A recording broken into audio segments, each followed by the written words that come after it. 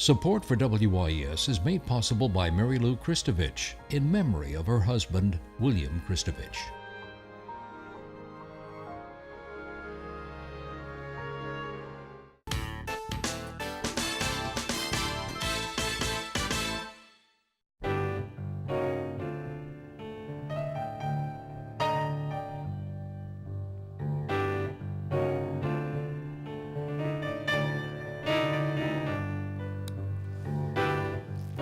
Good evening, I'm Peggy Scott Laborde, and welcome to Steppin' Out, spotlighting the New Orleans area's arts and entertainment scene. Seated at our table tonight, Poppy Tucker, host of the radio program Louisiana Eats, airing weekly on WWNO, actually twice weekly, right? Twice weekly. And making his Steppin' Out debut, we're so glad you're here, Poppy, and we're glad to Terrence Osborne. Terrence and I would run into each other and say, we got to have you on Steppin' Out. Finally, it has happened. I'm here. Welcome, we're so glad. And of course, he did the Jazz Fest poster. We'll talk all about that for the 5th time. Yes. For the 5th time, congrats. And Steppin' Out theater critic, Alan Mason of theatercriticism.com. And we'll also have a performance from pianist Tom Mcdermott later on. He is here, visited with us a little while ago on behalf of WWOZ's Piano Night event. But first up, Poppy. First of all, we have to say big congratulations to Atelier V. That's the distillery that was the first to start making absinthe once it was legal here in the city. And they're over there on Broad by the Art Egg Studio. They won at the San Francisco World Spirits Competition, where there were 2,200 entries, the gold medal for their Euphrosyne Gin No. 9. They actually won 2 gold medals, so congratulations. And you can go see how they make that magic on Saturdays and Sundays over at Atelier V. Crawfish season is really in full swing, and there's a couple of very interesting Eat Crawfish for Good Deeds this weekend. And first of all, tomorrow, Crawfish for the Kids. You know, Donald Link and Steven Strajewski have a foundation. The money is dedicated to the youth of New Orleans, and they're doing a crawfish boil at Koshan Butcher from 11 a.m. on. And what's really incredible about this is that Donald's cousin, crawfish farmer Billy Link, is the boil master, and so he's bringing the crawfish. It's $10 a pound. You can dine in or dine out, and the money all goes to a good cause. Same, also for a good cause, Crawfish for Cancer's first annual New Orleans boil. Now, this is an organization that has been conducting crawfish boils for the benefit of cancer research all over the United States. And finally, they've come home. So tomorrow at Mardi Gras World, they're going to be throwing this epic Crawfish Boil fundraiser. Tickets are $85, but we have a special $10 promo code, Louisiana Eats NOLA. So if you want to go, just go buy your tickets online and you can save $10. All proceeds benefit the Multiple Myeloma Research Foundation, and there's going to be over 10 bars boiling up crawfish. Places like the R Bar and the Three-Legged Dog, places you may not get to try their crawfish often. It's going to be a really fun event.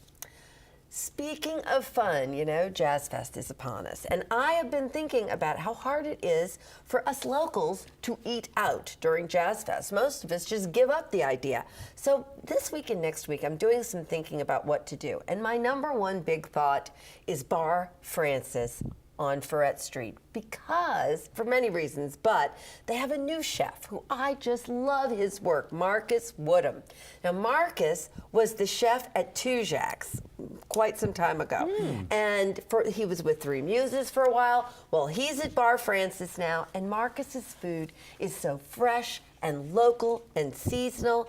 He's serving things like beautiful seared fish, a citrus and beet salad, all of the pasta's being made in-house. His mushroom rigatoni is divine. baby green strawberry salad. And then, honestly, it's one of my favorite places for brunch. And the brunch menu now has smoked trout deviled eggs that Marcus is smoking the trout himself. Duck and waffles. There's chicken and waffles everywhere. Well, how about some duck and waffles? Braised lamb shoulder rigatoni. And the food's wonderful. And here's the thing I want everybody to take away. There's also happy hour. Happy hour every single day, 7 days a week, with $5 wine, $4 draft beer, and $6 cocktails. Yummy, small, inexpensive plates like warm olives with fennel and orange, shishito peppers, whipped feta, charcuterie. Brunch is served from 10 until 2:30 on Saturday and Sunday. They have a Friday lunch in the same time slot. Dinner is served during the week until 9:30, but here's another one of those secret things you need to know.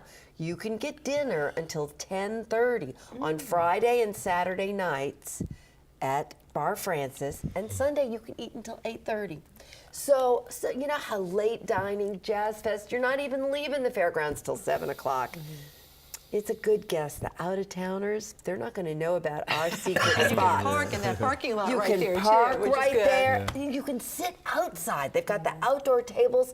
On a day like today, could it get any more glorious? Absolutely. Thank you so much, Poppy. And Tara, speaking of Jazz Fest, oh my goodness. Okay, now you're a NOCA grad, and then of course you went to Xavier. But I mean, you've been out and about for a while. But this is the 5th poster. Yes. I mean, that is such an honor. I know you just maybe used to it, but still. No, I mean, I'm not used to it. It's always an honor. You know, Jazz Fest calls you, you don't call them kind of thing. So every time they call me, I'm like, I love it, yeah. And what a year, because you also opened a gallery magazine in that wonderful block right next to Sucre, huh? Yeah, 2 doors down from Sucre. There's Joey K's at the end of the block. The Rum House is across the street. I mean, we're in that pocket of magazine that's just perfect. Did you have to renovate the building? Or yeah, a little bit. We did a little bit of that. Yeah, it had to make it, Terrence Osborne. That's right, it had to be slightly colorful. Yeah. And of course, Stephanie, your wife, had nothing to do with it, right? Oh, she had everything to do with it. I know, I'm just kidding. Love the red carpet here. Yeah. So congratulations on that, but tell us about the poster. Tribute, huh? Yeah, certainly, yeah. It's of late and legendary Fats Domino, of course. It also has a little manhole cover on the middle of the street that has 300th on it for the 300th anniversary of our And then the little the building on the back, in the back, it kind of connects to an earlier one. Yeah, that red building. It also continues off of the 2012 Jazz Festival Tremolo Shorty one to make these two a pair.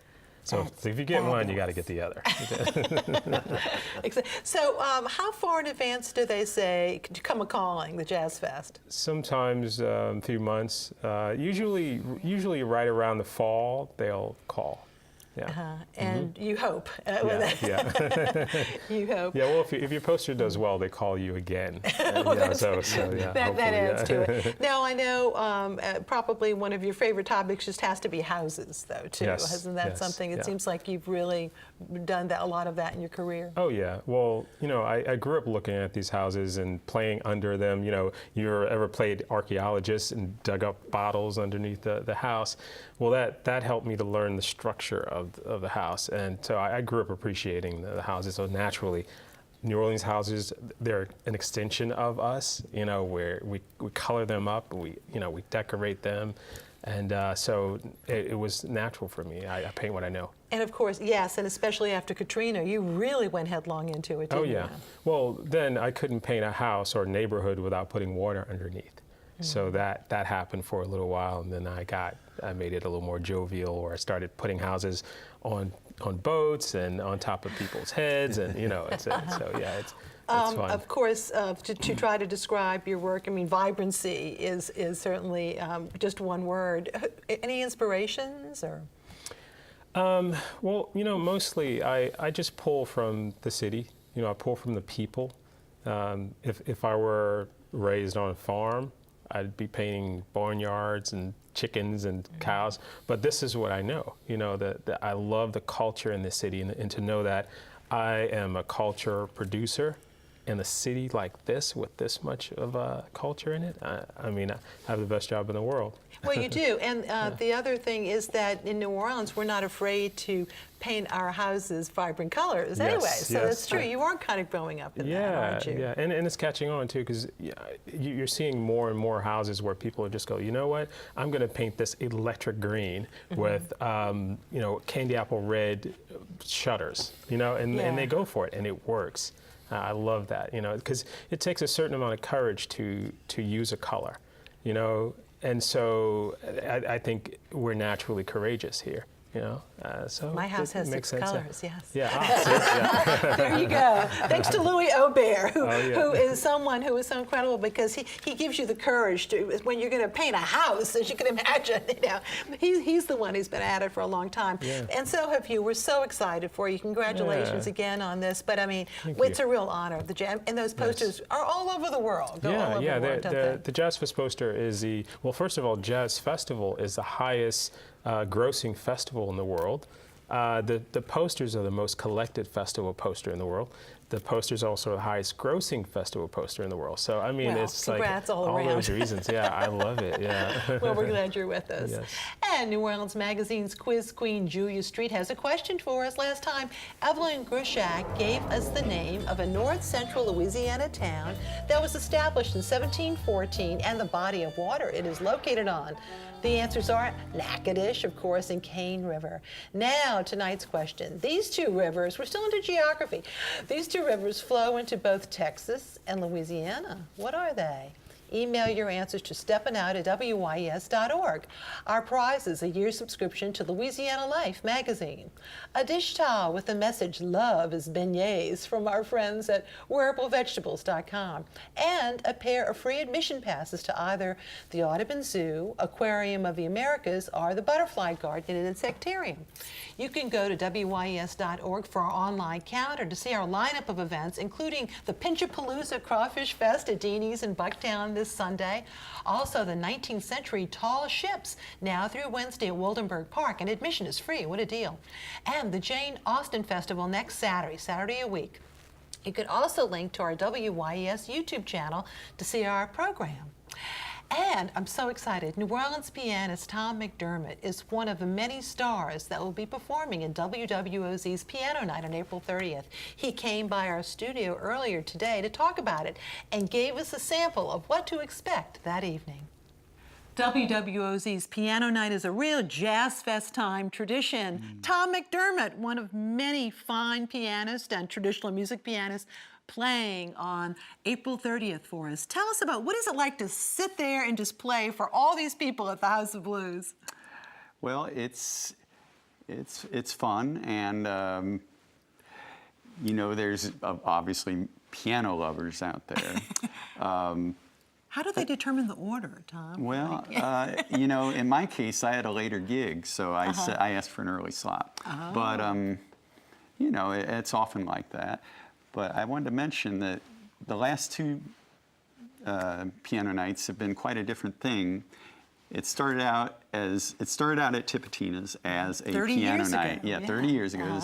And but it's somewhere along the way it mutated into kind of a jam band night with drummers and guitarists and electric bassists and horns, and because I guess they felt like just piano players were not enough to draw a crowd, and it had become so unwieldy that OZ didn't know what to do, and Joe Crown said, let me produce it. I'll strip it down to what it was originally, just piano players. Right. If they want to bring other people, that's fine. They can pay for it. Okay. And but it's really more piano. Yeah, last year it was the first time it happened, and it was a big success. So you've got David Torganowski, yourself, Joe Crown, Marcia Ball, Ellis Marsalis. Ellis Marsalis, yeah. So quite the combination. Al Little Fats Jackson, who's really good to have him because it's dedicated to Fats Domino this year. Oh, how wonderful. Well, so April 30th, WWOZ. Now, you have a new CD. I love the title of it, Podge Hodge. Yes.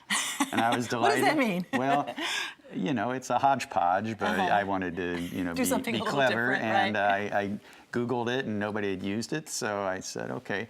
The first half of it is me curating myself from tracks pulled from some of the 17 CDs that I don't Just sell 17. any longer. Okay, all right. And, which I don't want to sell any longer. But I do like some of these tracks. And then the second half is either new material or old material that I've tweaked a little bit. So it's the best of Tom well. Mcdermott. Okay. Well, we look forward to seeing you April 30th, of course, a piano night, once again, the House of Blues. And you're going to play a song for us. Tell us about this. Yes, well, I'd like to play Tipatina. Well, isn't that, now Tipatina, of course, the wonderful Professor Longhair song, but also the name of the original club where Piano Night started, That's right? right. Well, Indeed. I'll let you take it away. Okay.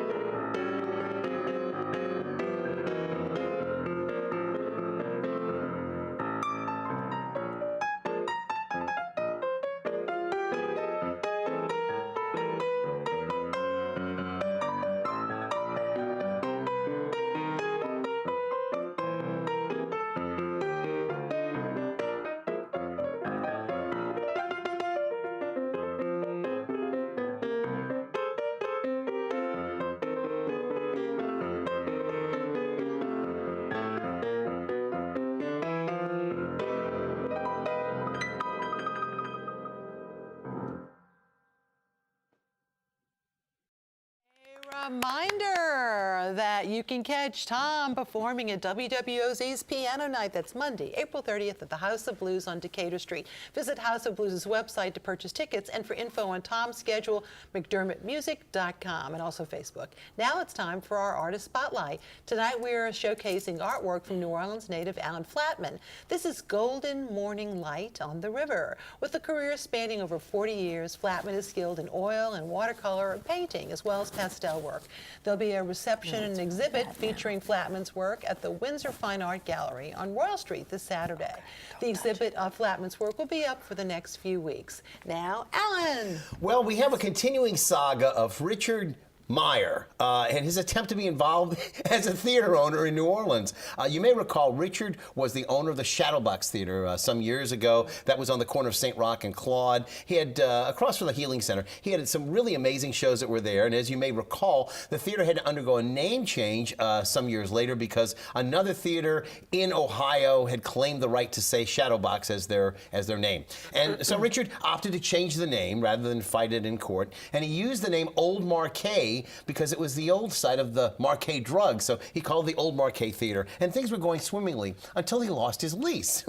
And then, of course, during the latter part of 2015 and 2016, he found a new location at 6621 St. Claude Avenue, which was just really right across the parish line into St. Bernard, right down the road, if you will, from Jackson Barracks. The result was the Valiant Theater and Lounge, and he really was starting to come into his own. It finally opened in 2017 after a lot of paperwork and jumping through hoops for codes and things of that sort. Well, just a few days ago, unfortunately, Richard announced that his business partner, whose name was not revealed, had, quote, taken steps which make it impossible for the Valiant to continue operating. So, end quote. All I can tell you, it's a sad commentary for Richard and the Valiant, who really just started to come into its own, as I mentioned. They had a number of future bookings all the way through the end of the year. And just a few years ago, Peggy, you and I were talking about the burgeoning growth of theater along that St. Claude Avenue corridor. And I guess today there's really a downturn there. It's more like there's less theaters that are out there. And I think part of this may be due to a number of factors.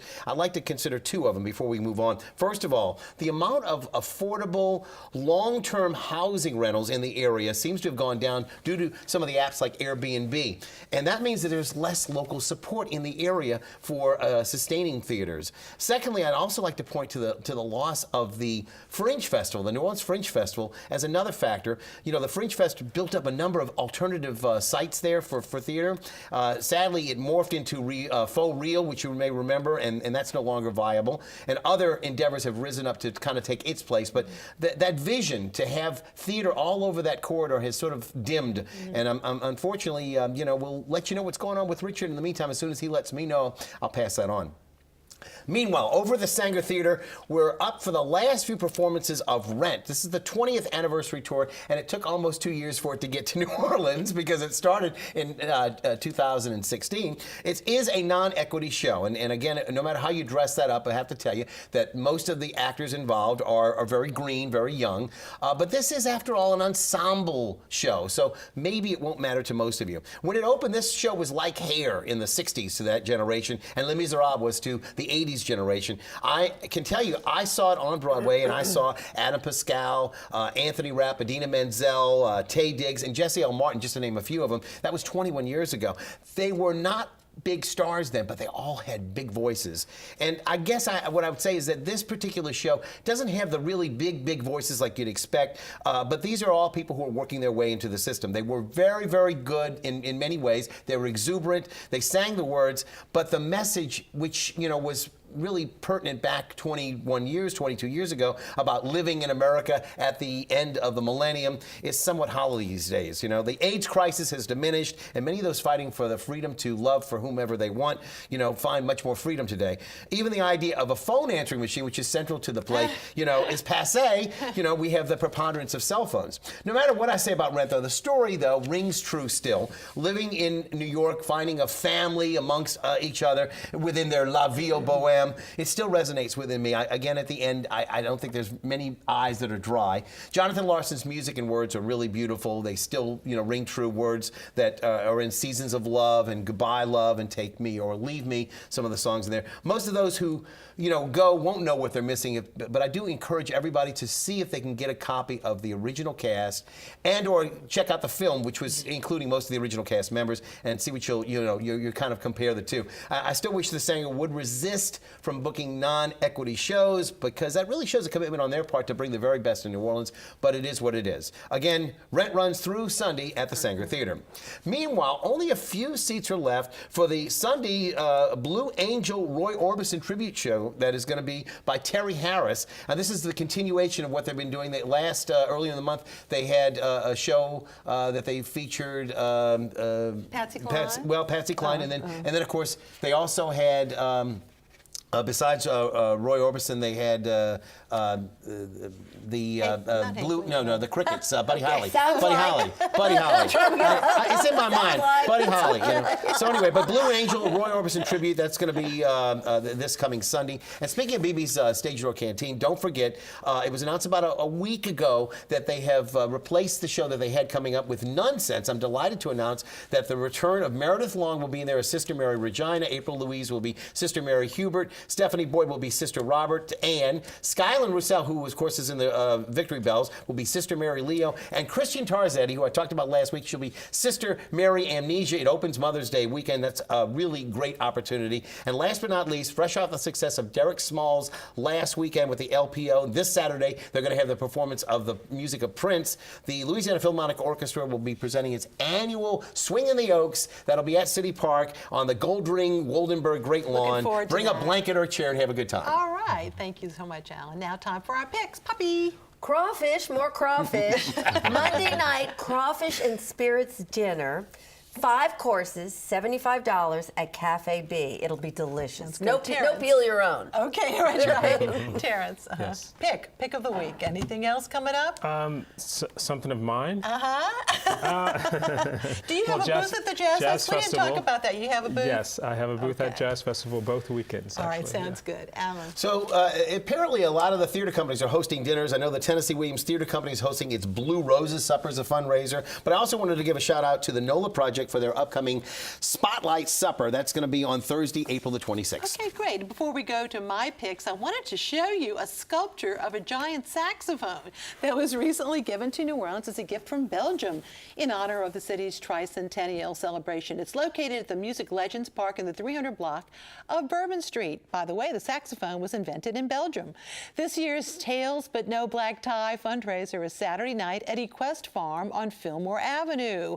And it is just full of all kinds of fundraising and equestrian events, and we have all these great, beautiful horses that they'll be showing you during the event, but it's a fundraiser for City Park, which I think is really wonderful. And Haley Roche on a horse, Zyndine right there. It's just an example. The evening is just full of looking at beautiful horses as well as having a competition. Special thanks to Craig Kramer for the footage. Remember that the I Am for the Child Music Festival is this Saturday. The event is free and will be at Metairies Lafreniere Park. Look at that. That's going to be a lot of fun, and it's all free, which is a great deal.